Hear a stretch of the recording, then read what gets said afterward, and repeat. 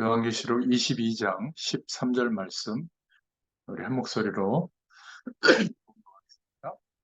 나는 알파와 오메가요 처음과 마지막이요 시작과 마침이라. 아멘.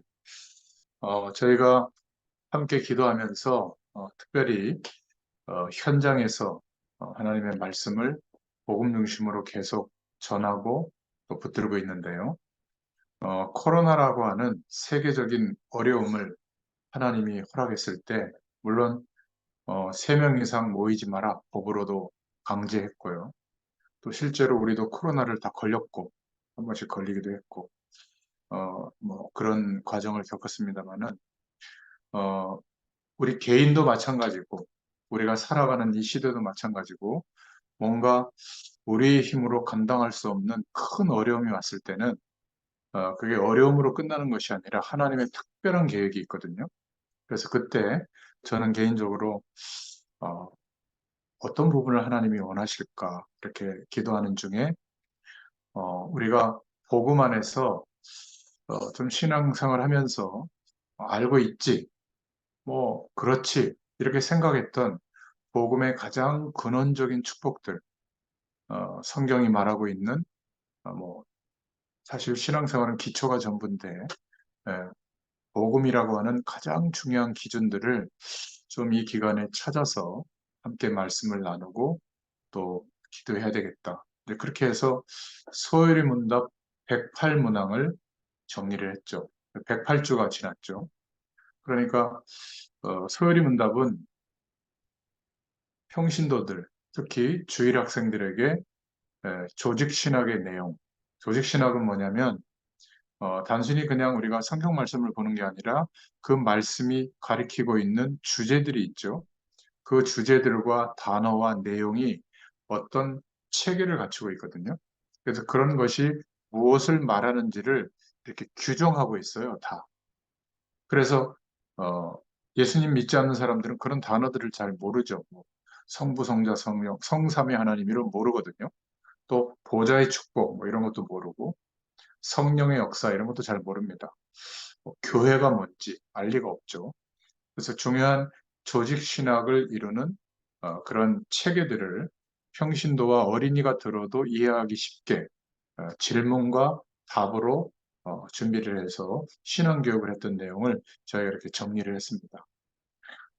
그래서 아마 큰 변화는 없을지 몰라도 여러분들이 이제 신앙생활에 나가는 중에 이상한 일들이 많이 있거든요. 뭐 교회든 여러분들 삶의 현장에서든지 또 그런 질문들이 생길 때도 있는데 어, 예전 같으면 어디에 이렇게 편협되게 이렇게 생각과 마음이 이렇게 집중되거나 이렇게 편협되는 그런 어떤 입장에 있을 수 있다면 아마 지금쯤이면 어떤 사람이나 뭐 목회자나 교회 분위기나 사건이나 문제들을 대할 때도 뭔가 이렇게 균형 잡힌 시각이 여러분에게 생겼을 거예요.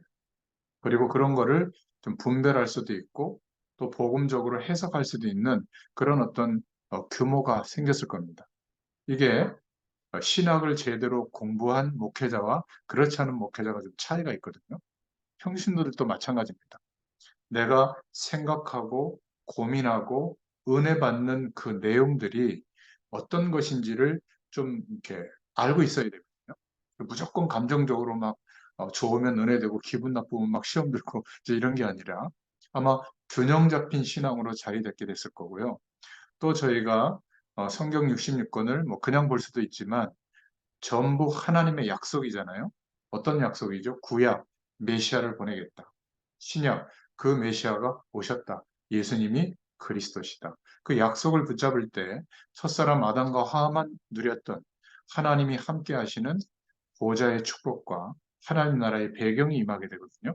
이것을 알게 되도록 약속하신 말씀인데 복음을 기준으로 성경을 바라보는 이 시간을 저희가 또 한 60주 정도 이렇게 가지고 있죠. 그러니까 이것은 아마 저와 여러분의 생애에 있어서 굉장히 중요한 순간이었을 겁니다. 영원한 하나님 나라에 가서 보면 뭐 점 같은 시간일지도 몰라도 우리가 살아가는 이 땅에서의 삶 중에서는 굉장히 중요한 시간이었을 거예요. 아마 여러분들에게 이런 기회가 그렇게 많지는 않을 겁니다. 어, 함께 이렇게 참여했다가 지속되지 못하는 분들도 이렇게 보잖아요.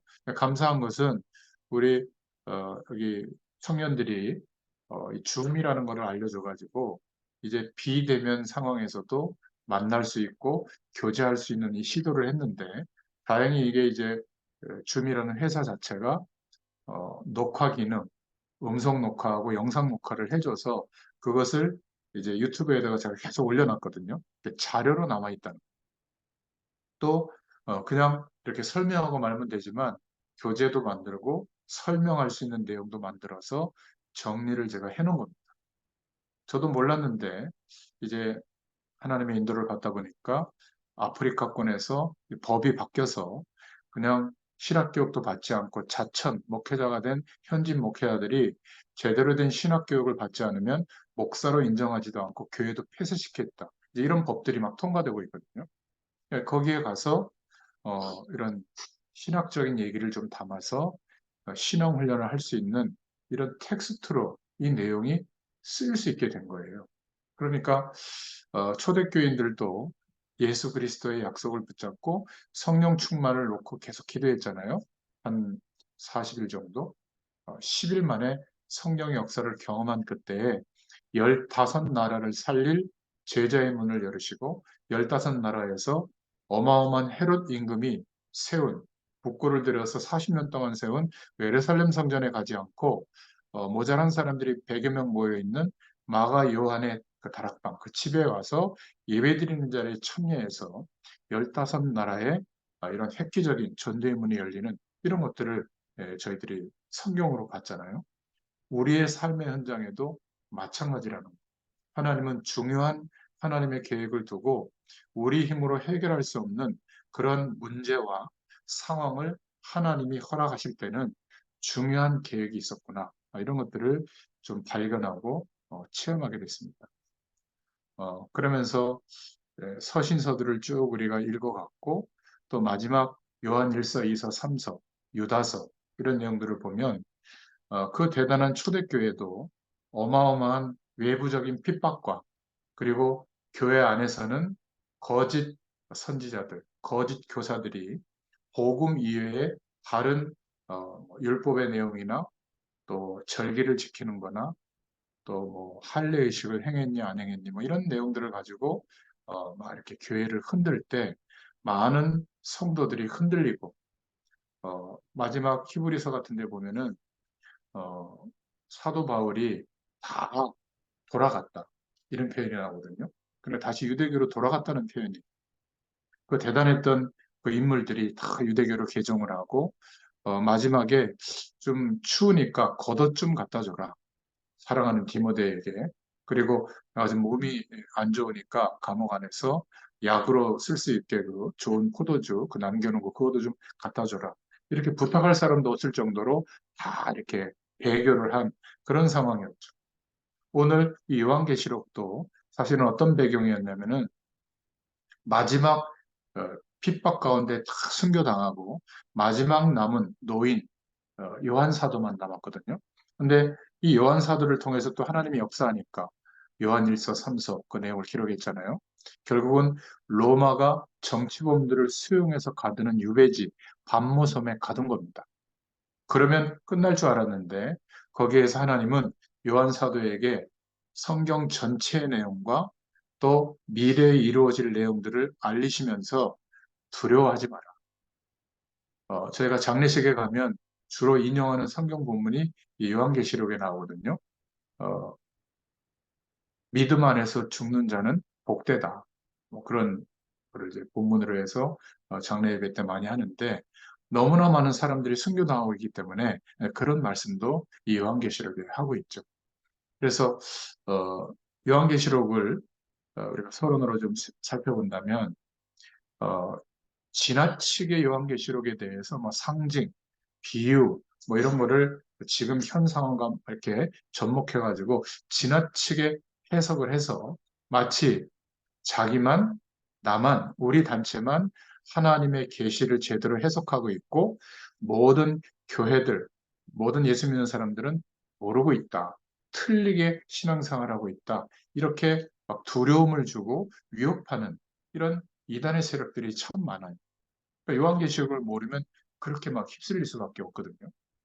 그리고 또 한 부류는 율법주의로 막 위협하는 겁니다. 예를 들어서 여호와 증인 같은 이런 단체에서는 14만 4천 명이라는 그 단어가 나오거든요. 근데 이거를 제대로 신학적 배경이 없이 평신도들은 보다 보니까 구원받을 사람이 14만 4천 명밖에 없다. 우리가 그 대열 속에 있고 교회들은 구원받지 못한다. 막 이렇게 이제 주장을 하거든요. 이런 시각도 있고요. 또 성경을 굉장히 축소해서 자기들이 말하려고 하는 것만 이야기하고 전체는 부인하는 요한계시록을 이렇게 읽어보면 사단 얘기가 꽉 차 있어요. 사단이 어떤 정체인지, 무슨 일을 하는지, 어떻게 시작됐는지 나와 있거든요. 근데 그런 얘기는 빼고요. 또 요한계시록을 보면 천사의 활동에 대해서 막 가득 차 있습니다. 천사 얘기도 싹 빼고요. 우리는 하나님의 말씀을 있는 그대로 그만큼만 믿으면 됩니다. 더 확대 해석할 필요도 없고. 그래서 요한 칼빈은 요한계시록을 주석하지 않았다고 해요. 다른 것은 다 주석을 했는데. 왜냐하면 하나님이 계시로 허락한 것을 기록한 성경이라면 굳이 그거를 설명할 필요가 있겠는가. 그래서 우리는 말씀이 가면 우리도 가고, 말씀이 서면 우리는 서면 됩니다. 말씀이 빨리 우리에게 주어지면 우리가 빨리 가면 되고요. 말씀이 멈추면 우리도 멈추면 되죠. 성경에 있는 그대로 우리가 믿으면 됩니다. 그래서 요한계시록을 쓴 데는 목적이 있는데 첫 번째 목적은 얼마나 핍박이 일어나는지 다 죽고 요한 사도만 남았거든요. 밤모섬에 죽음의 샘에 유배돼 있을 때 하나님이 보여주신 결론이 뭐냐면 어마어마한 재앙 같은 일이 미래에도 일어날 것인데 그러한 핍박이 일어날 것인데 두려워하지 말라는 겁니다. 이것을 성경 전체의 배경을 다 알게 하면서 요한 사도에게 받아 적게 한 겁니다. 청년 때에는 예수님과 함께 동행하면서 요한복음을 기록했죠. 그리고 나이가 많이 들었을 때는 요한 1서, 2서, 3서를 통해서 초대교회, 흩어진 교회들의 어떤 핍박의 상황에 대해서 권면하고 위로하는 내용을 썼고요. 그리고 마지막에 죽음 앞에서는 요한계시록을 썼습니다. 얼마나 두려웠던지 하나님께서 전체를 보여주면서 두려워하지 말라. 이게 요한계시록의 전체 내용이에요. 두 번째는 각오하라는 겁니다. 많은 어려움이 있을 것이다. 순교하는 상황도 있을 것이다. 각오해라. 그리고 세 번째는 기다리라고 하시는 겁니다. 하나님께서. 어떻게 해요? 영원한 천국 배경이 임할 것이니까 새 예루살렘이 임할 것이니까 기다려라. 근데 그것도 여호와 증인 같은 잔치에서는 이 땅에 이 지구 안에 천국 배경이 임한다. 새 예루살렘이 임한다. 또 어떤 단체에서는 저 과천이 새 예루살렘이다. 신천지 같은 데는. 그러다가 법적으로 막 제재를 가하니까 옮겼다. 그래가지고 저 대구 쪽에 또 땅을 준비해가지고 뭐 짓고 있다 그러는데요. 뭐 JMS 정명석 같은 데도 하나님의 공전이 따로 있다고 그러죠. 의리의리하게 져가지고. 그러니까 요한계시록을 거의 다 이단의 세력들은 이상하게 해석하고 두려움을 주고 또 자기에게 유익을 주는 말들로 이렇게 엮어가지고 사람들을 막 협박하는 이런 쪽으로 많이 씁니다. 근데 요한계시록은 그런 내용이 아니에요. 진짜 신앙은 기다릴 수 있는 거거든요.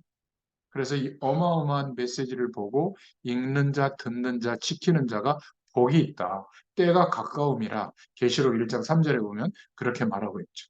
자, 그러면 오늘 본론의 내용을 보도록 하겠습니다. 첫 번째로 우리가 붙잡을 내용은 예언의 말씀을 듣는 귀가 있어야 한다. 이것을 말하고 있습니다.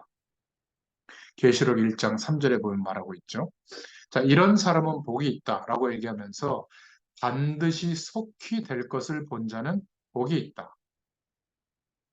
세계복음화, 땅끝까지 이 복음이 증거되도록 하는 것, 그리고 주님의 재림은 반드시 되어질 것이죠.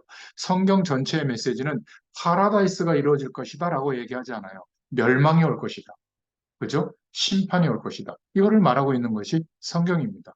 세상의 모든 이론과 모든 방향은 이 땅에 행복한 조건이 완성될 것이다. 이렇게 하면 그거를 다 부추깁니다.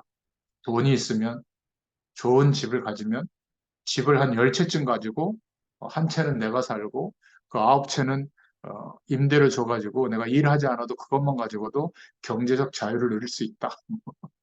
뭐 비트코인 같은 거 사가지고 막 전 세계를 여행하면서 놀 수 있다. 인간은요 동물이 아니라서 아무리 놀아도 만족이 안 됩니다. 밥을 하루에 10끼를 먹어도 만족이 안 되고요. 부인이 1000명이 있어도 만족이 안 됩니다. 솔로몬, 다윗, 뭐 어마어마하잖아요. 왕이었습니다. 그런데 가슴 하나가 채워지지 않는 게 인간이에요. 왜냐하면 영적 존재라서 그렇습니다. 반려동물과 같이 인간도 생물학 종으로 인간이라면 그냥 배부르게 먹고 좋은 거 보고 쾌락을 즐기고 이러면 만족해야 되는데 만족이 안 된다니까요. 마약을 모자란 사람도 많이 하지만 엘리트들이 더 많이 하거든요. 부자들이 더 많이 합니다. 참 신기하죠.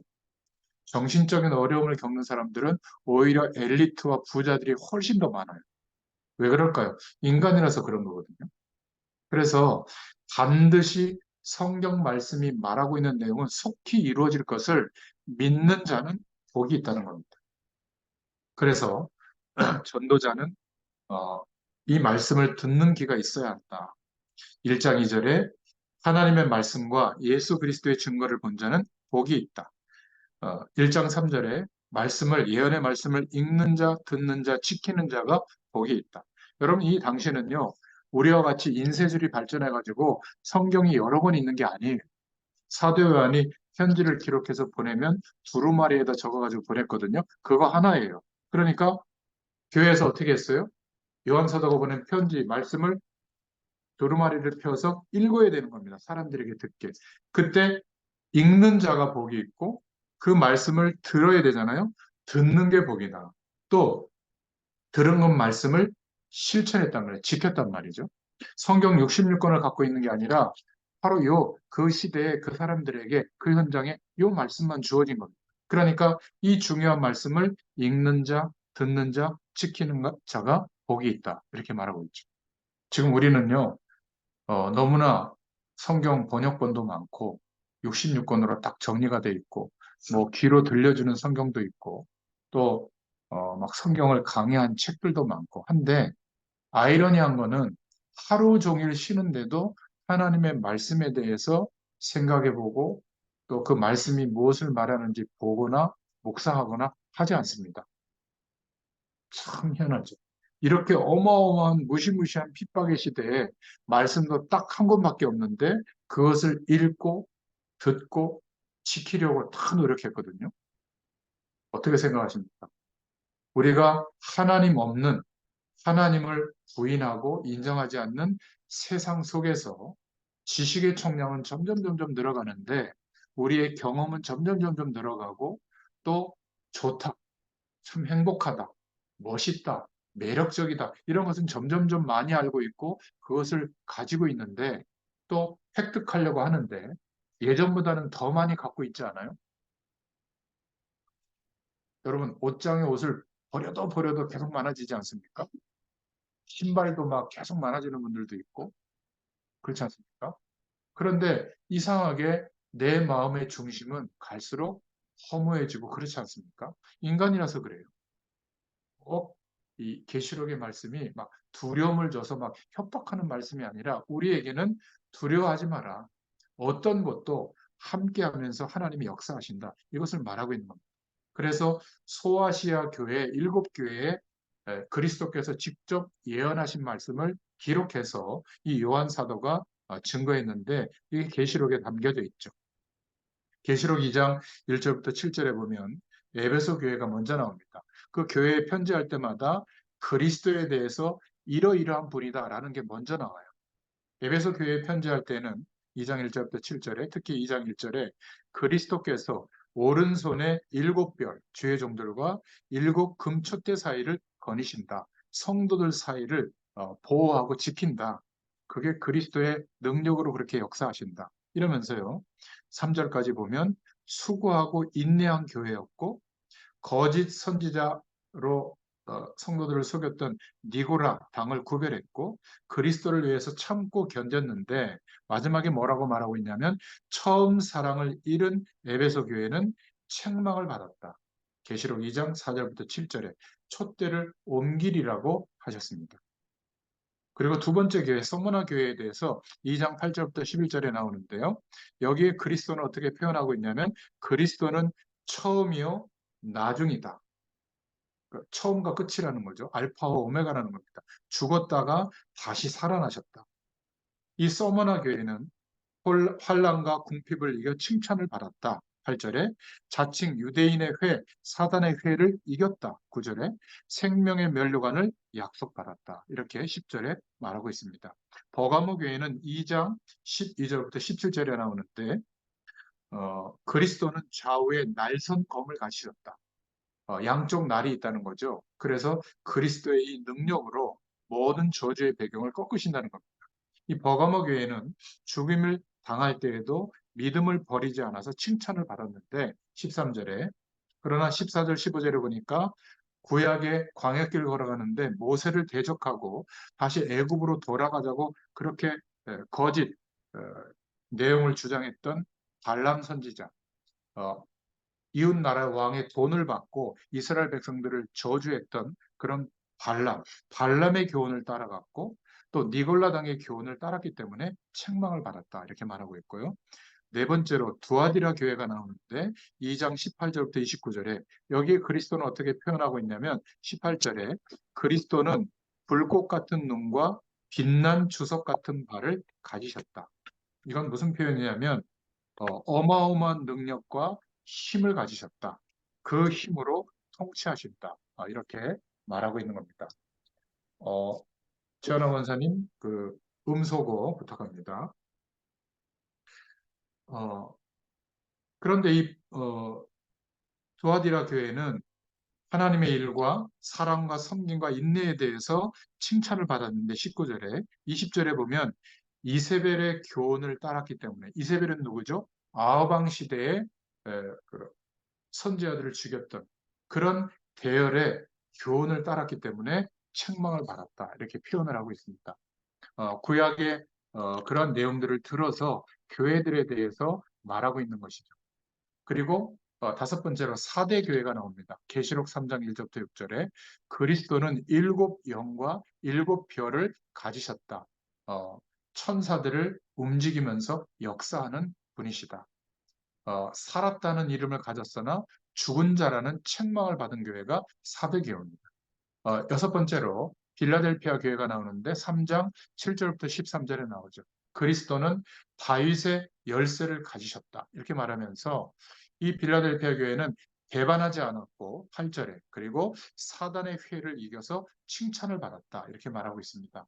마지막 일곱 번째로 라우디게아 교회가 나오는데요. 3장 14절부터 22절에 그리스도에 대해서는 그리스도는 충성된 참된 증인이며 창조의 근본이시다. 14절에. 그러면서 뭐라고 라오디게아 교회를 말하고 있냐면 너희들은 차지도 않고 뜨겁지도 않다. 16절에.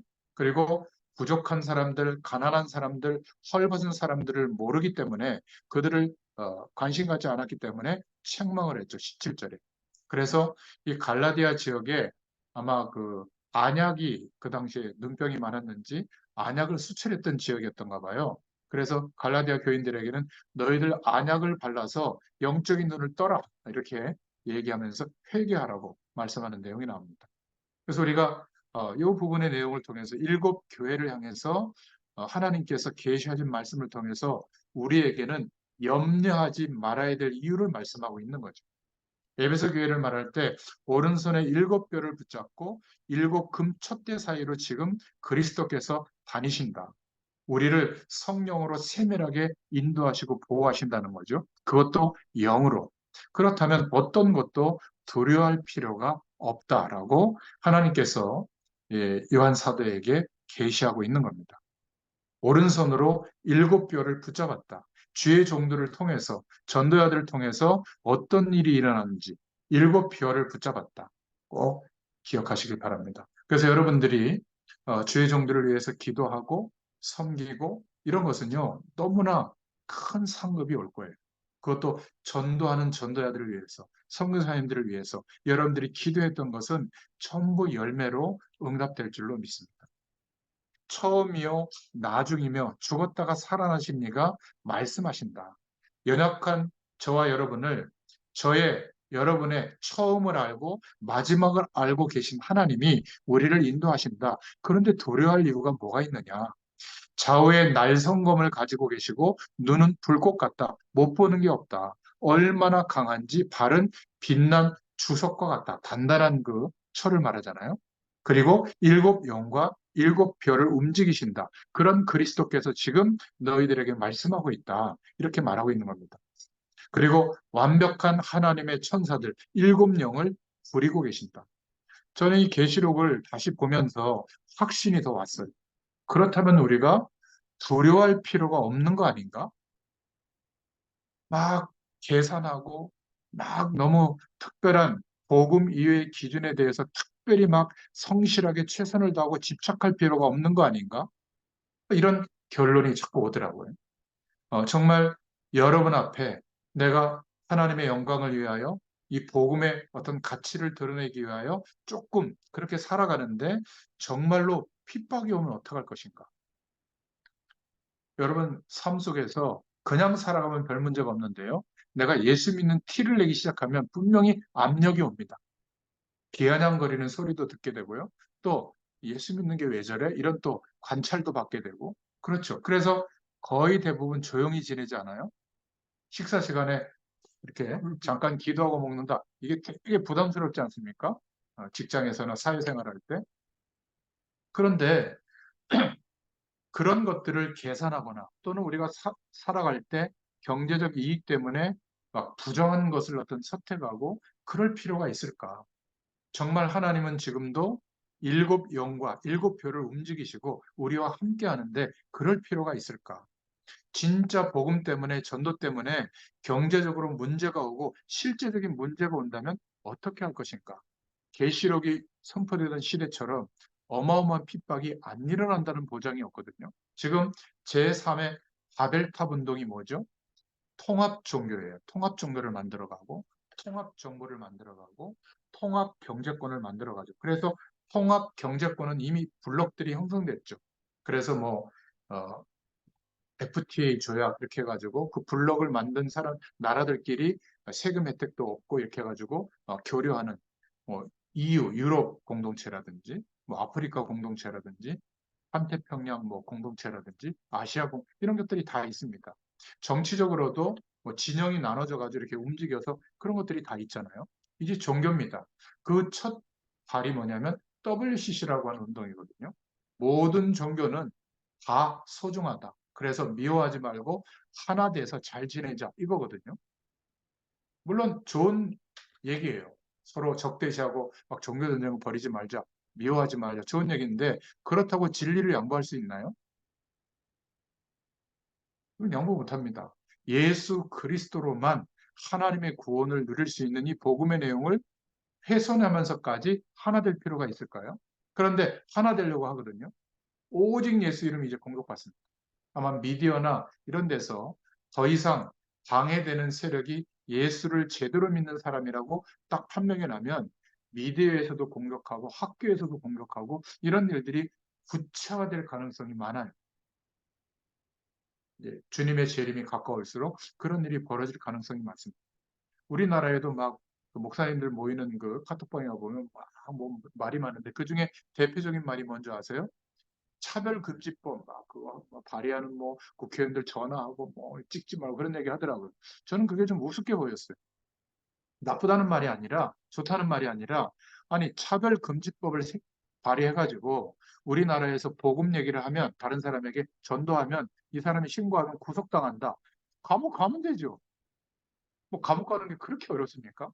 여러분 극단적 유튜버들 보세요. 막 뭐 대통령 앞이나 뭐 국회의원 앞이나 뭐 어디서나 막 하거든요. 경찰 앞에서도 막 소리 지르고 해봐야 뭐 벌금밖에 더 내겠어요.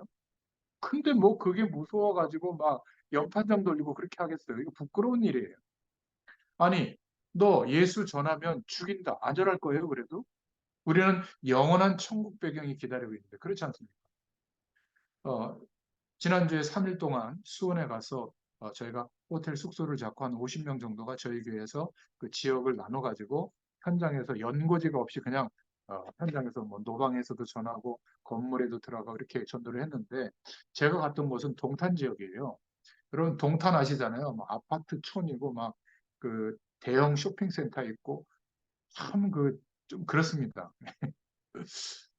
저희는 그런 이제 전도 훈련을 하고 있거든요. 한 달에 한 번 정도. 근데 제가 이렇게 가는데 아니 그런 아주 도시화된 곳에 이상한 이름의 카페가 있는 거예요. 사주 카페, 철학원 이렇게 써 있는 거예요. 그것도 아주 그 길 모퉁이에 잘 보이는 곳에 크게 있어요. 아주 잘 만들어 놨더라고요. 기분이 안 좋더라고요. 사주 카페. 그리고 보니까 뭐 타로점도 치고 그 옆에는 북수가 있어서 그 무속인들은 아니고 공부한 그 명리학 같은 거 공부해가지고 이렇게 알아맞혀주는 뭐 사주를 봐주는 뭐 그런 데예요. 여기 가가지고 이렇게 자연스럽게 예전 같으면 막 머리도 쭈삣쭈삣하고 그러지 않아요? 그런 데 가면. 저는 이제 그런 게 없거든요. 오히려 본인들이 그래야지. 갔더니 한 50대 중반 그 여사장님이 나오셔서 이렇게 커피도 이렇게 카페니까. 그래서 아니 어떻게 하다가 이런 일을 하시게 됐냐고 그랬더니 10살 때부터 귀신을 보기 시작한 거예요. 그래서 부모님한테 얘기했더니 네가 몸이 허약해져서 헛것이 보이는구나 이런 거예요. 그 친정 배경은 천주교 배경이래요. 자기도 천주교를 나갔었는데. 근데 하도 그런 증상이 있어서 언니가 이제 그 내린구슬한 아주 그들 말로 영빨이 센 아주 빠릿빠릿한 그런 무속인에게 데리고 가서 좀 알아보려고 했더니 무속인이 데리고 나가라고. 왜냐하면 그때 카톨릭 그 천주교에 가서 뭔가 예수님을 환상으로 봤다고 그러더라고요. 뭐 복음 잘 몰라도 하나님이 사랑했었나 봐요. 그래서 무속인으로 되는 내린굿이나 이런 걸 하지 않았지만 인간에 대해서 늘 궁금해서 심리학을 한 17년 동안 공부를 했고 명리학도 꾸준히 공부해서 그걸 차린 거예요. 그때 만난 사람하고 같이 이제 그 남자분은 그 이렇게 관상을 보는 그 철학원 일을 하고 이분은 타로점이나 심리 상담을 하는 겁니다. 꼭 그렇게 대화하다가 교회 배경도 알고 하나님의 존재를 인정하더라고요. 그러면 하나님 만나야 되지 않겠냐고 해서 제가 복음을 전해드리고 예수님 영접하면 하나님 자녀 된다. 영접기도 하겠냐 하는 거예요. 어떠냐 그랬더니 너무 좋다는 거예요. 근데 이제 그 뒷얘기가 더 걸작이에요. 그 상담하러 사람들이 많이 오는데 그 1시간 상담하는데 5만 원 내더라고요. 근데 목사님들도 온다는 거예요. 왜 오냐 그랬더니 성도들하고 갈등이 있어가지고 상담받으러 그래가지고 아니 하나님께 기도하면 되지 뭘 목사님들이 이런 데 오냐 그랬더니 자기도 맞다고 생각한대요. 근데 이제 그 뒷얘기가 더 중요해요. 무속인들도 자기한테 많이 온다는 거예요. 쎄 보이는 무속인들도 너무 힘든 일들이 많아서 상담하러 오면 그렇게 진단해 준답니다. 약간 정신적인 문제가 있는 무속인들은 정신과로 안내해주고 아무리 봐도 이 사람은 교회 다녀야 되겠다 싶으면 교회로 안내해 준대요. 그 대목에 제가 이제 딱 붙잡고 그러면 무속인들을 우리가 만나서 그들의 이야기를 듣고 복음 전하기가 참 어렵거든요. 근데 내가 이렇게 힘들다고 찾아와서 신앙까지 권면할 정도면 아니 받아들일 준비가 돼 있는 무속인들 아니에요? 그것도 많이 온대요. 그럼 연결해 주라고. 그런데 그 동탄 지역에 살고 있는 그 저희 수원 농복교회 그 어, 지성전의 그 집사님이 그 카페가 10년 동안 거기 있었거든요. 사주 카페가. 근데 예수 믿기 전에 10년 전에 그 카페 한번 왔었대요. 너무 답답해가지고. 알더라고요. 그럼 이분이 복음으로도 좀 훈련되어져 가지고 이제 그 주인하고 연결해주고 무속인들을 만나면 복음 전해주고 이렇게 도와주고 이렇게 마무리를 했거든요. 그러니까 우리는 우리의 삶 속에 우리의 현장 속에 꼭 깨끗하고 성실하고 올바른 사람만 예수 믿는 게 아니라 저 사람이 예수 믿을까? 하나님이 준비한 사람일까? 이해할 수 없는 상태로 있는 사람들이 많아요. 거의 반무속인이에요. 제가 만난 사람은. 그런데 정말 갈급하게 그 자리에서 10년 넘게 사주 카페를 하면서 기다리고 있는데 아무도 와서 전해주지 않는 겁니다. 만약 그런 전도하는 일정이 없었으면 저도 거기 갈 일이 없었죠. 하나님이 하시는 일은 보세요. 이렇게 지금도 그리스도께서 성령으로 역사하신다. 그래서 다윗의 열쇠를 가지고 움직이고 계신다. 저희 교회 축구 목사님이 있는데 늘 이 본문을 가지고 축구 선수들에게 얘기하고 우리가 교육자들 축구할 때도 이걸 붙잡고 기도해요. 계시록에 이런 말씀이 나오거든요. 열면 닫을 사람이 없고 그분이 닫으면 열 사람이 없다. 꼴문을 이분은 막 말하더라고요. 하나님께서 열면 들어가고 하나님께서 닫으면 막아지니까 우리 승리할 거야. 뭐 이렇게 얘기하던데. 그래서 그런 말씀이 있는 겁니다. 이 그리스도께서 핍박받는 교회를 지키고 계신다. 어마어마한 정통이라고 자처하는 바리새 유대교회가 이겼습니까? 초대교회가 이겼습니까? 말할 필요가 없죠. 막강한 중세시대의 천년의 위험을 자랑했던 중세교회가 이겼습니까? 종교개혁자들의 그 배경이 이겼습니까? 언제든지 현장에서 복음을 증거하는 전도자들을 통해서 하나님은 시대를 바꾸셨죠. 창조의 근본이신 이가 가라사대 이렇게 말씀하고 있다. 뭐라고요? 두려워하지 말라는 겁니다. 그 어떤 것도. 그래서 이 교회들을 보면 일곱 교회는 이 시대에 우리의 성도들의 모습, 우리의 신앙생활의 모습, 우리의 교회의 모습을 볼 수가 있는데 아주 작은 두 교회였지만 칭찬만 받았던 교회가 있어요. 그 교회가 서머나 교회고 빌라델피아 교회였습니다. 내가 그렇게 약한데도 진리를 붙잡고 기다렸으니 면류관이 내게 있을 것이다. 또 어떤 교회가 있었냐면 에베소 교회, 버가모 교회, 두아디라 교회 같은 데는 칭찬도 받았고 책망도 있는 교회였습니다. 그런데 사대 교회와 그리고 라오디게아 교회는 책망만 받았던 교회. 내가 차지도 않고 뜨겁지도 않거나 지금 현장의 사람들이 영적으로 벌거벗고 있는데 모르고 있구나. 네 동네에 나는 안약을 발라서 영적인 눈을 떠라. 이렇게까지 책망을 들었죠. 그래서 요한계시록은 두려운 말씀, 막 이상하게 막 신비한 상징이 들어있는 말씀 그렇게 보지 마시고 앞으로 엄청난 영적 문제가 일어날 거다. 이렇게. 그래서 너희들은 복음에 뿌리 내려라. 어떤 것도 걱정할 필요 없다. 이렇게 말하고 있는 내용이 요한계시록입니다. 자, 큰 두 번째로 그렇다면 계시록 14장 13절, 16장 15절을 근거로 놓고 볼 때 환난 날에 부끄러움을 담지 않고 마지막에 주 안에서 죽는 자의 복을 기억해야 된다. 순교도 두려워할 필요 없다. 이렇게 말하고 있는 겁니다. 계시록 16장 15절에 주 안에서 죽는 자는 복이 있다. 10장 7절에는 천사들만 알고 있는 작은 책이 있는데 하나님의 비밀이 있는데 하나님이 선지자들에게 전하신 복음과 같이 하나님의 비밀이 이루어지는 것을 말하고 있어요. 그러면서 계시록 12장 9절에 사단에 대해서 말하고 있는데 용이 해산하려는 여자 앞에서 아이를 삼키려 했다. 여자가 아들을 낳으니 장차 만국을 다스릴 남자다. 그리스도를 말하는 거죠. 하늘에서 큰 전쟁이 있으니 옛뱀 곧 마귀라고도 하고 사탄이라고도 하여 온 천하를 꿰는 자인데 그가 땅으로 내어 쫓겼다. 13장 1절에는 짐승 두 마리가 일어나 성도를 핍박할 것이다. 그리고 14장 3절부터 4절에 이마에 어린 양의 이름과 그 아버지의 이름을 쓴 14만 4천이 어린 양과 함께 시온산에 섰다. 이렇게 말하면서 그렇지만 계시록 14장 14절에 주 안에서 죽는 자는 복이 있다. 이게 무슨 말이냐면 어마어마한 환란도 있을 것이다. 그래서 거기에 대한 신앙과 믿음의 각오가 되어 있어야 된다. 그러면 흔들리지 않게 된다. 이렇게 말하고 있습니다. 저는 계시록을 보면서 여러분들이 꼭 이런 분들이 됐으면 좋겠어요.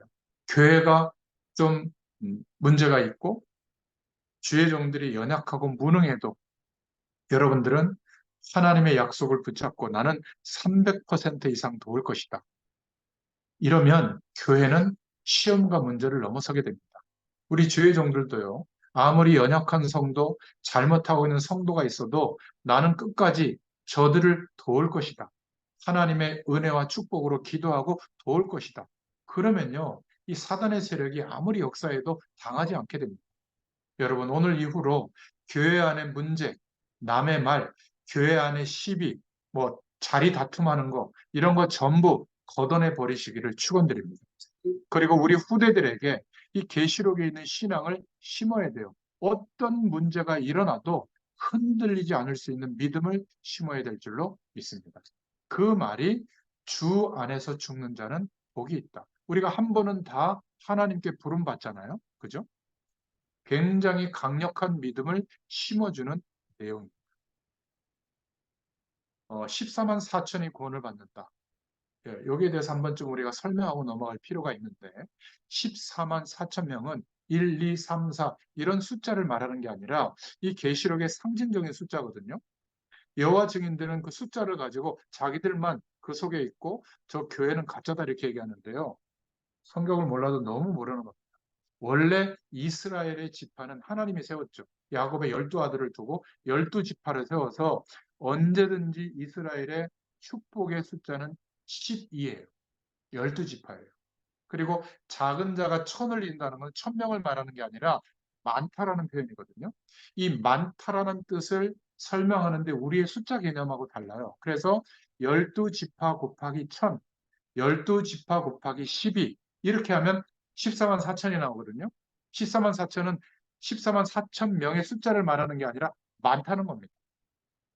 그러니까 요한이 환상 중에 하나님이 보여주시는 거예요. 자신들의 숫자의 개념으로 이렇게 많은 사람들이 어떻게 해요? 구원받으니 어떤 어려움이 와도 두려워하지 말라는 거예요. 지금 당하고 있는 핍박, 순교, 미래에 일어날 어마어마한 재앙 괜찮다. 주 안에서 죽는 자는 더 복되다. 그러니 두려워하지 마라. 14만 4천 명이 시온산에서 하나님을 찬양할 거다. 그 말은 우리만 구원받는다가 아니라 이렇게 구원받는 숫자가 많다라는 거예요. 이해되셨죠? 누가 뭐 14만 4천 가지고 들먹거리면 빙긋이 웃으면서 아, 예, 좋으시겠어요. 이러고 말면 됩니다. 그러니까 12, 12지파의 선택한 숫자에다가 항상 12를 곱하거나 1000을 곱하거나 그래서 많다는 표현, 하나님의 축복이 어마어마하다 할 때 그런 표현을 하는 겁니다. 우리 장로님들 대표교회 할 때 막 헷갈리시더라고요. 우리 목사님에게 뭐 갑절의 축복을 주시옵소서, 어떤 분은 뭐 1만 배의 축복을 주시옵소서, 또 어떤 분은 뭐 100배의 축복을 주시옵소서. 그게 숫자가 중요한 게 아니라 많다는 거예요. 크다는 거거든요.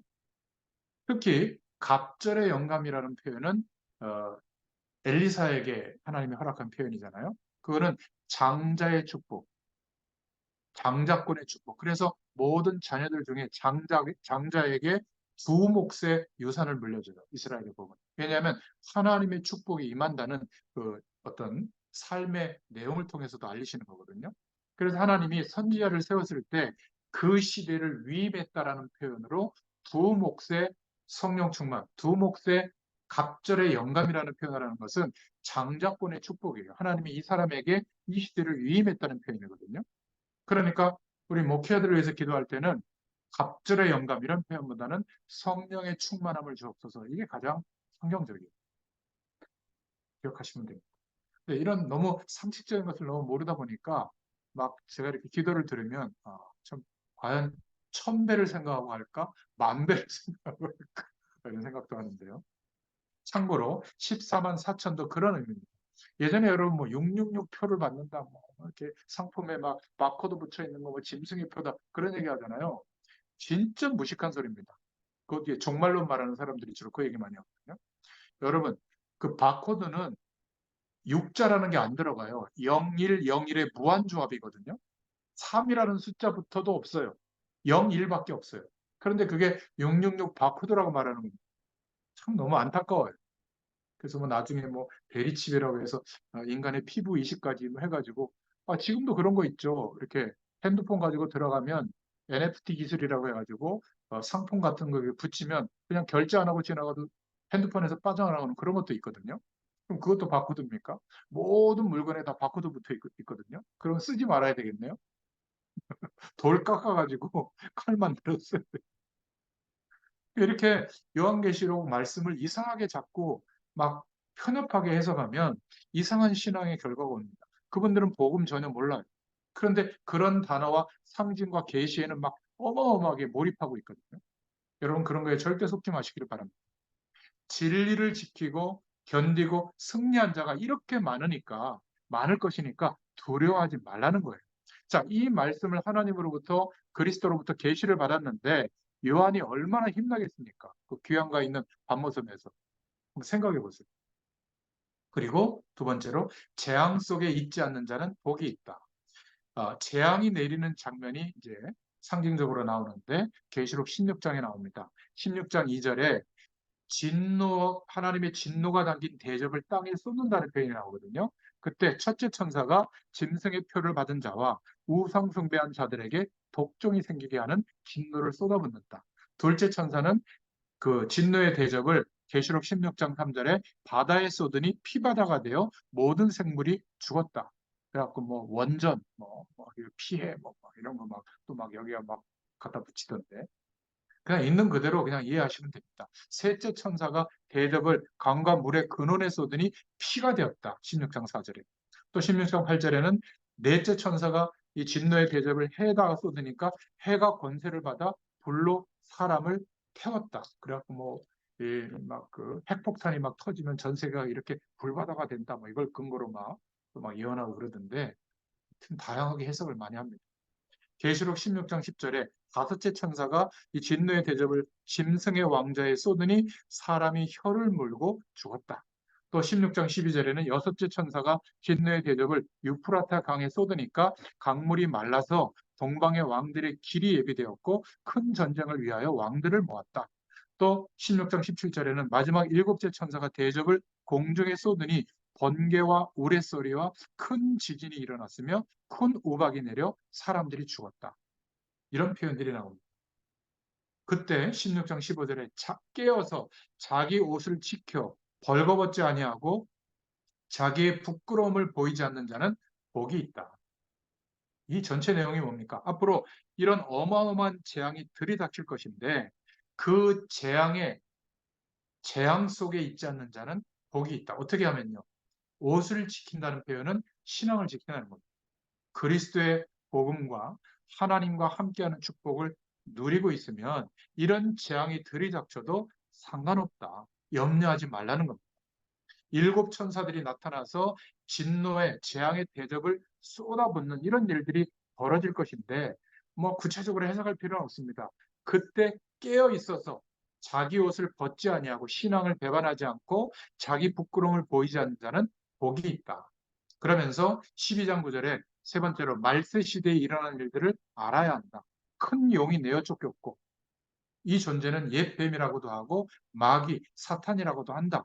천하를 꿰는 자다. 땅으로 내어 쫓겼다. 그의 사자들도 내어 쫓겼다. 그리스도의 권세가 이때 이루어진다. 12장 10절부터 12절에. 옛뱀, 사단, 창세기 3장 사건에서 일어났던 것을 다시 한번 설명하고 있죠. 거기에 사자들도 따라왔다는 말은 귀신의 세력을 말하거든요. 천사들 중에 3분의 1이 피조물 주제 하나님께 대항했다가 쫓겨난 존재가 귀신들이 된 겁니다.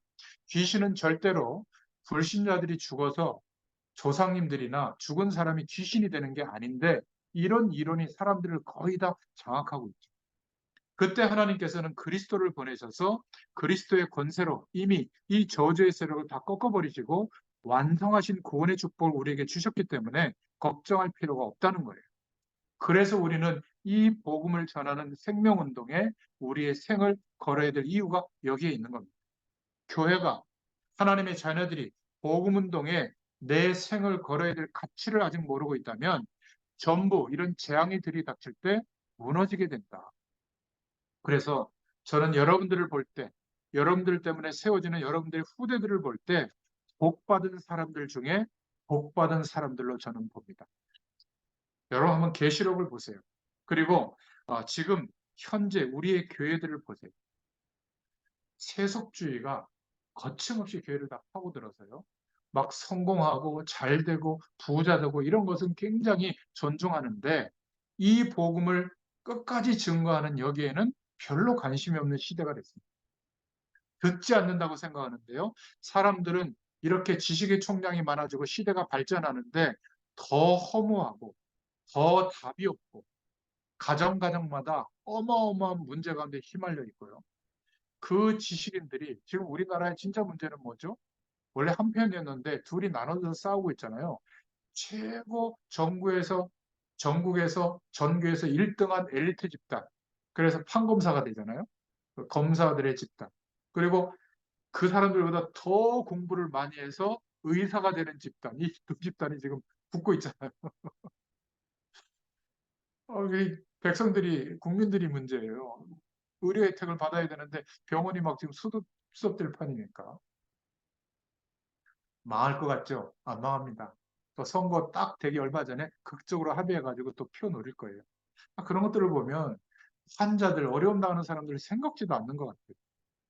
참 안타깝습니다. 이 사람들이 모자란 사람들일까요? 아니에요. 원래 한 편이었어요. 막 지지해줬던 편인데 이 둘이 이렇게 극렬하게 싸울지는 저는 야, 이런 일도 있구나. 이런 날도 있구나. 참 신기합니다. 보면. 그러니까 이 세상은 자기도 모르게 그렇게 빠지게 되는 겁니다. 성공하는 게 나쁘고 공부 열심히 하는 게 나쁘다는 말이 아니라 하나님 없이 몰두한 것들은 결국 영적인 문제로 들이닥치는 결과가 반드시 옵니다. 그런데 모자라든 좀 괜찮든 우리는 복음의 축복 속에 뿌리 내려져 가고 있잖아요. 그런 저와 여러분들, 여러분들의 후대들은 복 중에 복을 받은 그런 축복의 신분인 줄로 믿습니다. 복음의 뿌리 내려라. 이 말이 이해되어지시오. 요한계시록을 보면서 더 저는 확신했어요. 세 번째 기도 제목으로 계시록 19장 9절, 20장 6절에 보면 최고의 복인 청함을 입은 자, 부활에 참여한 자의 복을 누려야 한다. 계시록 19장 9절에 청함을 입은 자의 복 이러면서 계시록 17장 1절부터 18절에 그 당시에 강대국 바벨론을 들어서 큰 음녀에게 심판을 예언하는 것으로 설명을 합니다. 이 세상이 그렇다는 거죠. 이전에는 귀신의 처소가 됐고 바벨론이 각종 더러운 영이 모이는 것이고 또 17장 3절에 왕들이 무너지게 될 것이고 5절에 죄가 하늘에 사무치고 있다. 재앙과 애통과 흉년과 불이 임한 것이 아니냐 8절에 그렇게 말하고 있습니다. 이때 계시록 19장 1절부터 9절에 구원의 잔치에 참여한 자는 복이 있다. 19장 1절에 영광과 능력이 하나님께 있고 피를 그 손에서 갚으신다. 2절에 구원에 참여한 자는 복이 있다. 9절에 말하고 있습니다. 청함을 입은 자라는 말은 구원받은 자를 말합니다. 그죠? 구원받은 자는 복이 있다. 강대국 바벨론을 두고 구원의 잔치에 참여한 자는 복이 있다. 이러면서 20장 6절에 부활에 참여한 자는 복이 있다. 19장 11절, 21절에는 백마를 타신 분을 보게 된다. 우리가 백마라는 표현은 뭔가 이렇게 말 중에 신말은 아주 신분이 고귀한 사람이 타는 말이잖아요. 예수 그리스도를 의미합니다. 그분은 충신과 진실과 공의로 심판하실 것이다. 12절에 19장 12절에 불꽃 같은 눈과 많은 관을 쓰며 피 뿌린 옷을 입은 그 이름은 하나님의 말씀이다. 14절에 군대가 세마포를 입고 따를 것이고 하늘 군대가 19장 16절에 그 달에 이름을 쓴 것이 있는데 만왕의 왕이며 만주의 주라 하셨다. 그러면서 계시록 20장 1절부터 3절 주로 이상한 세력들이 해석을 이상하게 하는 천년 왕국을 누리게 된다. 20장 2절에 사단은 1천년 동안 결박할 거다. 이 1천년이 어떤 의미라고 했죠? 많은 어마어마한 오래된 기간 동안 결박될 것이다. 그런 내용이지. 또 이걸 계산하는 사람이 있어요. 그래서 천년 지나면 또 풀린다. 또 어떤 소리도 하고. 계시록 20장 4절에 고난당하는 자들은 천년 동안 왕노릇 할 것이다. 복음 때문에 고난당하는 사람. 이러면서 20장 6절에 이 첫째 부활에 참여하는 자는 복되다. 20장 7절부터 10절에 사단은 완전 패망하여 영원한 감옥, 지옥에 갇히게 된다. 이렇게 말하고 있습니다. 성경은 계시록을 통해서 모든 결론을 다 내리게 하죠. 예수 그리스도께서 만왕의 왕으로 오실 것이다. 처음 구세주로 오실 때는 연약한 모습으로 인간에게 막 훼손당하는 모습, 그런 모습으로 십자가에 죽으셔야 되니까 오셨지만 재림주, 심판주로 오실 때는 만왕의 왕의 모습으로 오시게 될 것이다. 모든 인간을 다 부활시켜서 완전한 몸으로 만들어 거기에 참여시킬 것이다. 그때 1천년 동안, 오래된 기간 동안 계속 잔치에 참여하게 될 것이다. 첫째 부활에 참여한 자, 이 말은 죽지 않고 있는 사람은 그대로 변화되고 죽은 자는 먼저 일어난다. 이런 표현이 되는 거죠. 이때 사단은 완전히 패망해서 영원한 영적인 감옥, 지옥에 갇히게 될 것이다. 지옥을 왜 만드냐고 물어보는 사람도 있는데 지옥은 사단을 가두는 감옥이에요. 끝까지 사단을 섬긴 사람들은 어쩔 수 없이 갇히게 되어 있습니다. 사람을 막 죽이는 불량배는 감옥에 넣어야 되잖아요. 그런데 그 불량배를 끝까지 그 사람 좋다고 계속 따라다니면 같이 감옥에 가야 되는 거예요. 그래서 지옥이 있는 겁니다. 자, 여기서 한 번쯤 천년 잔치에 대해서 얘기들이 많이 나오는데, 뭐, 전 천년설, 후 천년설 아니다. 지금이 그 천년 축복 속에 있다. 막 이렇게 얘기하는데 천년 동안 잔치가 벌어질 만큼 좋다라는 거예요. 이거를 또 뭐 아브라함 때부터 막 계산해요. 막 이렇게 역사적으로 머리들도 좋으시고 성경은 그렇게 어려운 책이 아닙니다. 아니, 지금 핍박이 오고 순교를 당하는데 이것만 보지 말고 영원한 새 예루살렘 천국 배경이 임하면 우리가 그곳에 바로 갈 텐데 그러면 천년 동안 이런 잔치가 벌어진다. 이들이 말하는 천배, 뭐 천년, 어마어마한 시간 동안 계속 축복이 계속된다는 거죠. 그런 표현이에요. 성경에 예수님께서 재림주로 오셔서 완전히 승리하게 된다. 그때 우리는 예복을 입고 같이 참여하게 될 것이다. 천년 동안 잔치가 벌어지게 될 것이다. 그러니 전도자들아 두려워하지 마라. 분명히 사실은 이 날이 있다. 요한아 두려워할 필요가 있냐? 두려워하지 마라. 핍박받는 자들아 두려워하지 마라. 혹시 가족이 이것 때문에 죽었느냐? 두려워하지 마라. 주 안에 죽는 자들은 오히려 복되다. 그가 먼저 우리보다 먼저 부활에 참여하는 자가 될 것이다. 그 말이에요. 이 전도자의 축복과 복음의 권능이 얼마나 큰 것이냐. 그 권능으로 지금 핍박당하고 있는 대표적인 교회, 7교회들을 다스리고 계신다. 그것도 하늘 보좌에 앉으신 그리스도께서 역사하고 있다. 무엇 때문에 염려하고 무엇 때문에 계산하고 인문지를 쓰냐. 그럴 필요가 없다. 지금 당장도 하나님 나라의 응답을 누릴 수가 있다. 요한이 오히려 가장 코너에 몰렸을 때 성령 충만을 입었던 겁니다. 오늘 계시록을 통해서 하나님이 말씀하시고자 하는 말씀의 핵을 잘 붙잡으시면 됩니다. 자, 마지막 네 번째로 계시록 22장 7절 14절에 말씀을 지키며 자기 두루마리를 빠는 자의 복을 소망해야 된다. 무슨 말이죠? 하나님의 말씀을 지키는 자는 복이 있다. 그 말이에요. 어떤 복이 있죠? 계시록 21장 1절부터 8절에 새 하늘과 새 땅을 약속하셨다. 1절에 보면 처음 것이 없어지고 신부가 단장함 같이 될 것이다. 2절에 모든 눈물을 씻기시며 애통과 고통이 없을 것이다. 4절에 말씀을 새롭게 하는 자에게 주시는데 생명수를 목마른 자에게 값없이 주실 것이다. 끝까지 이기는 자에게 유업으로 주실 것이다. 이렇게 말씀하고 있죠. 새 예루살렘을 약속하셨습니다. 계시록 21장 9절부터 22장 5절까지 하늘에서 내려온 거룩한 성 새 예루살렘을 보이신다. 10절에. 그 성에 하나님의 영광이 나타나고 또 나오죠. 12절에 12문에 12지파의 이름이 있다. 축복을 상징하는 숫자라고 했죠. 그리고 성 안에 어린 양의 성전이 있다. 22절에. 거기에 22장 1절 생명의 강이 흐른다. 22장 2절에 12가지 생명실과가 나타났다. 이제는 이 예언의 말씀, 언약의 말씀을 굳게 붙잡고 있는 사람들이 지금 이 땅 말고 새 하늘, 새 땅이 약속되어 있으니 무엇이 두렵냐, 걱정하지 말라는 겁니다. 이걸 가지고도 또, 이 지구에 새 하늘과 새 땅이 또 시작된다. 그래가지고 또 그 땅을 찾는 사람들도 있어요. 노아의 방주가 또 어디 있다고 해가지고 또 거기 또 찾는 사람도 있고 막 그런데 그 영화도 있잖아요. 그 구약 시대의 언약궤, 그 아론의 쌍난 지팡이, 만나 담았던 항아리, 십계명 돌판 그게 담겨 있는 그게 그 성궤가 어디 있다는 거죠. 그래가지고 그 성궤를 찾는 레이더스라는 그 영화가 있었잖아요. 해리슨 포드가 주연했던 영화. 사람들은 자꾸 그렇게 생각하는 거예요. 만약 성경 원본이 지금 어느 교회에 있다. 아마 전 세계적으로 전쟁이 일어날걸요? 보물 중에 보물이니까. 그거 한번 만지려고 할 겁니다. 기적이 일어날 줄 알고. 하나님이 성경 원본을 남겨놓지 않았잖아요. 제가 인도 갔을 때 생각이 나는데, 인도 어떤 지역에 갔는데, 도마에 손톱이 있더라고요. 도마. 그 배반했던 도마 있잖아요. 근데 나중에 예, 선교지로 가서 순교했다고, 그 어느 인도까지 와서 순교했다고 하는데, 그 도마에 손톱을 모셔놓고 사람들이 막 그 유리문으로 막 만지고 가요. 막 기적이 일어나. 근데 성경이 있으면 어떻게 될까요? 예수님의 무덤이 또 있다고 거기 가서 막, 저도 그거 가봤거든요. 예루살렘에. 그냥 만들어 놓은 거, 거기 가가지고 또막 빌고 있고 그래요.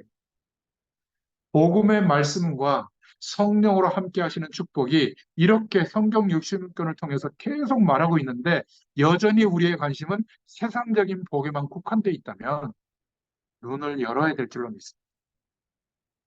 그래서 말씀을 지키며 자신의 두루마기를 빠는 자의 복을 소망해야 된다. 이 사람들에게 이렇게 좋은 곳이 예비되어 있으니까 두려워하지 마라. 그래서 우스갯소리를 그러잖아요. 천국 가면 3번 놀란대요.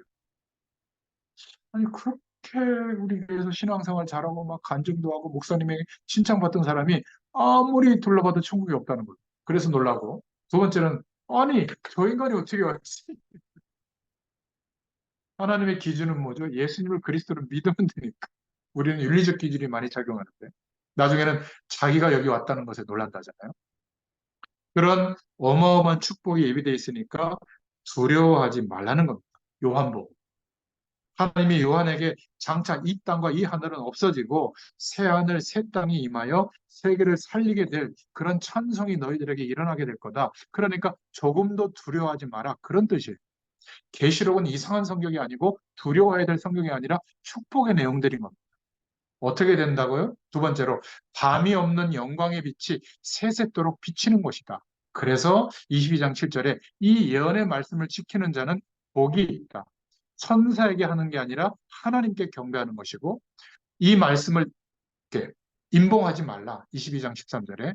그래서 그 두루마기를 빠는 자는 복이 있다. 하나님의 말씀을 상고하고 그 말씀을 붙잡는 자는 복이 있다. 22장 14절에. 거짓을 향하는 자는 성 밖에 있으리라. 22장 15절. 그리고 22장 16절에는 하나님의 사자들, 천사들을 보내서 교회들을 위하여 증거한다. 나 예수는 다윗의 뿌리이며 광명한 새벽벌이다. 밤이 없는 영광의 빛이 계속 비치는 곳이다. 그 새 예루살렘, 천국이 기다리고 있다. 두려워할 것이 없지 않느냐. 사도 요한이 그래서 이 천국의 환상을 보고 황금, 또 자기가 알고 있는 모든 보석의 이름을 거기다 썼거든요. 요한계시록을 보면. 또 요거 가지고도요, 어, 금을 하나님이 원하시다. 뭐, 세마노, 뭐 나오거든요. 그것도 어떻게 그걸 찾아가지고 이런 보석을 바쳐라. 나한테 바치면 내가 이 시대에 하나님의 계시자니까 뭐 복을 준다. 막 이런 이상한 교주들도 있어요. 저 너무 안타까워요. 계시록은 절대 이상한 성경이 아닙니다. 오늘 불호 오해가 없으시기를 바랍니다. 그러니까 이 구원이 이렇게도 영원한 확실한 약속이라는 감격이 된다는 거죠. 그러면서 왕노릇하면서 하나님의 자녀된 것이 이렇게 큰 축복이다. 이 땅에서도 그렇지만 영원한 내세가 보장돼 있다. 죽는 사람에도 필요하지만 이 땅을 살아가는 우리에게 꼭 필요한 말씀이죠. 그래서 어떤 것도 두려워하지 말라. 이렇게 말씀하고 있습니다. 저는 성경 66권을 마무리하면서 요한 칼빈이 성경 전체를 5주제로 요약한 것을 결론으로 대신 맺겠습니다. 첫 번째로 뭐라고 얘기했냐면 인간은 전적으로 부패했다. 창세기 3장 사건, 하나님을 떠난 그 사건 때문에 완전히 망해서 원죄 아래서 출생했다. 그래서 어떤 노력도 구원을 얻을 수 있는 행위가 될 수가 없다. 여러분 이거 동의해야 됩니다. 나의 어떤 선함도 어떤 노력도 하나님께 인정받을 내용이 없어요. 그러면 누군가를 판단하고 평가하고 비판할 수 있겠어요? 없습니다. 그래서 우리의 구원은 두 번째, 조건이 없는 구원이에요. 하나님께서 우리에게 조건을 달고 구원한 게 아닙니다. 조건 없어요. 무조건적인 은혜로 복음을 주신 거예요. 믿게 해주신 거예요. 그렇다면 우리가 누군가를 사랑할 때, 섬길 때도 조건 없는 사랑이 가능할 수 있는 거예요. 하나님의 은혜가 임한 이 축복을 누리게 된다면. 그런데 모든 자에게 구원을 주시는데 조건이 있어요. 딱 하나. 믿는 자를 통해서 구원을 주십니다. 믿는 자를 그런데 하나님이 그것도 예비해 두셨다. 저와 여러분이 하나님께서 구원하시기로 작정해 놓으신 사람이기 때문에 누군가 복음을 전해줄 때 믿게 된 거예요. 저는 복음을 많이 전해보잖아요. 그런데 다 받는 게 아니에요. 아예 대놓고 거절하는 사람도 많아요. 호스피스 병동 같은 데는 지푸라기도 잡는 심정이잖아요. 그런데 대놓고 저 지옥 가겠습니다. 하나님 저는 없다고 생각합니다. 목사님 오셔서 감사합니다만 저 거절합니다. 당당하게 말하는 사람도 있어요. 그러니까 하나님이 은혜를 안 주시면 구원을 받을 수 있는 믿음을 선택할 수가 없는 겁니다. 믿는 자를 하나님이 예비해 두셨는데 우리가 그 축복을 받은 사람입니다. 네 번째 결론. 그래서 하나님이 우리를 지키시고 하나님이 은혜를 주신 데는 아무도 막을 수 있는 게 없다. 우리가 받고 있는 이 은혜는 불가항력적인 은혜.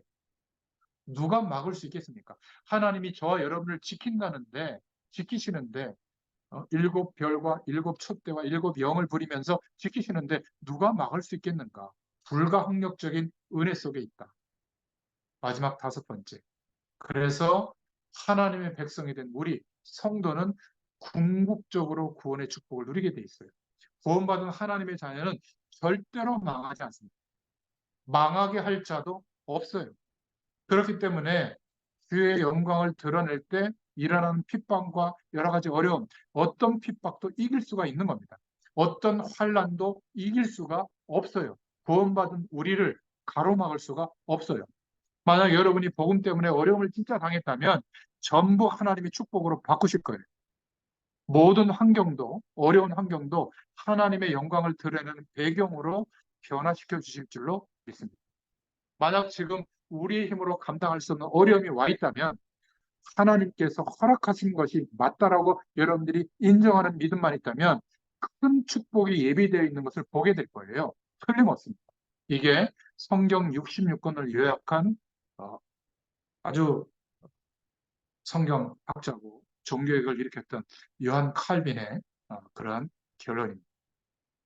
아무리 하나님께서 우리 시대에 앞으로 시대에 남은 자들, 우리 후대들, 복음 가진 전도자들을 없애려고 하지만 절대로 없앨 수가 없다. 아무리 약간 사단의 세력이 발악을 해도 우리를 어떻게 할 수가 없다. 그러니 어떤 것도 두려워하지 마라. 이게 요한계시록의 주제고 하나님의 말씀인 줄로 믿습니다. 이 축복을 누리시면서 승리하시는 저와 여러분 되시기를 축원드립니다. 하나님 감사합니다. 하나님의 말씀으로 시작해서 하나님의 말씀으로 또 우리 인생의 결론을 허락해 주심을 감사합니다. 성경 66권이 우리의 기준이 되게 하시고 믿음의 고백의 근거가 되게 하시며 하나님을 드러내는 가장 중요한 자산이 되도록 하나님께서 역사해 주심을 감사합니다. 이제 이 말씀이 우리에게 생명의 축복으로 날마다 풍성하게 역사하시는 은혜로 하나님께서 부어 주시옵소서. 감사드리며 예수님의 이름으로 간절히 축복하옵고 기도하옵나이다. 예, 감사합니다. 60주 동안 아주 수고하셨고요. 이제 감사합니다. 또 하나님의 인도를 받으면서 성경 각 권에 주시는 하나님의 뜻을 또 찾아보도록 하겠습니다. 감사합니다. 감사합니다. 어머니 감사합니다. 감사합니다.